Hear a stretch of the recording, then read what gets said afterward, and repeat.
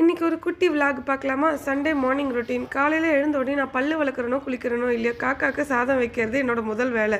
அதுவும் எங்கள் அம்மா தான் மெயின் காரணம். அவங்க சலிக்காமல் எனக்காக தோசை சுட்டு கொடுத்து, சுட சுட தோசை கொண்டு போய் வெய்யின்னு சொல்லுவாங்க. படிக்கட்டு ஏறி வரும்போதே காக்காலாம் என்னை பார்த்துட்டு ரெடியாக வந்து நின்றுங்க. என்னடா நம்ம ஆள் வந்துட்டா சாப்பாடு வைக்கிறதுக்கு அப்படின்னு சொல்லிட்டு. அதுவும் நான் தோசை வைக்கிறதுக்குள்ளே லெஃப்ட்டு ரைட்டுன்னு சுற்றி சுற்றி சுற்றி வந்து அவங்க சாப்பிட்ற அழகு இருக்கே, ரொம்பவே நல்லாயிருக்கும். தோசை புட்டு வைப்பேன். ஒரு நாள் இட்லி, தோசை நம்ம சமைக்கிறதுல காக்காவுக்கு ஒரு சாதம்னு சொல்லிட்டு எடுத்து வச்சுடுவோம் நாங்கள். அது வைக்கும்போது அதை சாப்பிட்றது ரொம்பவே சந்தோஷமாக இருக்கும். அதுவும் இப்போலாம் ரீசெண்டாக புறாலாம் வர ஆரம்பிச்சிச்சு. ஒரு 4 புறா வந்துட்டு இருந்தது. இப்போ 5 புறா ஆகி 8 புறா வந்துட்டுருக்கு. அந்த ஷீட்டு மேலே உட்காந்துட்ருக்கோம். நான் வைக்கிற வரைக்கும் சுற்றி சுற்றி சுற்றி வந்துகிட்ருக்கோம்.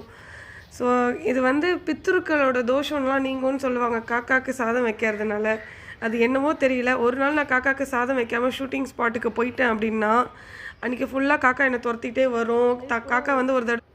காக்கா வந்து ஒரு தடவை என் தலையிலேயே கொத்திடுச்சு ஷூட்டிங் ஸ்பாட்லேயே. என்னடா இது காக்கா கொத்துதேன்னு பார்த்தா, அன்றைக்கி நான் காக்காவுக்கு சாதம் வைக்காமலே வந்துட்டேன்.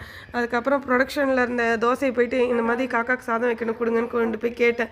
அவங்க அம்மா இங்கே இருக்கவங்களுக்கே சாப்பாடு இல்லைம்மா, கேமராமேன் லைட்மேன்லாம் சாப்பிடணும், கம்முன்னு இருமா அப்படின்னு சொன்னாங்க. இல்லைண்ணா, நான் டெய்லியும் காக்காவுக்கு சாதம் வைப்பேன், இன்றைக்கி சாதம் வைக்காமல் வந்துட்டேன். நான் சாப்பிட்டுட்டு இருக்கும்போது காக்கா வந்து என் தலையில் கொத்துது. ஸோ இது வந்து ஒரு பெரிய பாவ செயல். ப்ளீஸ் அண்ணா, எனக்கு கொடுக்க இப்போ நான் பசிக்குதுன்னா தோசை கொடுப்பீங்கல்ல எக்ஸ்ட்ரா ஒன்று. நான் அப்போ இட்லி சாப்பிட்டுட்டு இருந்ததுனால எனக்கு ஒரு தோசை மட்டும் கொடுங்கன்னு சொல்லி கேட்டு அந்த தோசை எடுத்துகிட்டு போய் காக்காவுக்கு வச்சேன். அவ்வளோ காக்கா வந்து சாப்பிட்டுச்சு. அதனால் எங்கள் அம்மா ரொம்ப திட்டுவாங்க, நீ எவ்வளோதான் லேட் ஆனாலும் பரவாயில்ல ஷூட்டிங்க்கு, நீ குளிக்கிறது மேக்கப் பண்ணுறதுக்கெல்லாம் டைம் எடுக்கிறல்ல, அந்த மாதிரி காக்காவுக்கு வச்சுட்டு போ, வைக்காமல் போனால் உன்னை துரத்திட்டு வரும்னு சொல்லுவாங்க. அந்த மாதிரி தான் நடந்துகிட்ருக்கு.